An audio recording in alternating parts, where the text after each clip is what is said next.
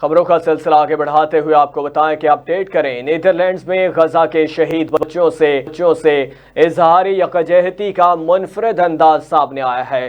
بچوں کے 8,000 جوتے رکھ کر احتجاج کیا گیا ہے۔ اسرائیل کی وحشیانہ بمباری سے 75 روز میں غزہ کے 8,000 سے زائد بچے شہید ہو چکے ہیں۔ مقامی تنظیم نے ڈچ شہر میں روٹر ڈیم کے مرکزی چوک میں بچوں کے 8,000 جوتے رکھ کر عالمی بے حسی کو آئینہ دکھانے کی کوشش کی ہے۔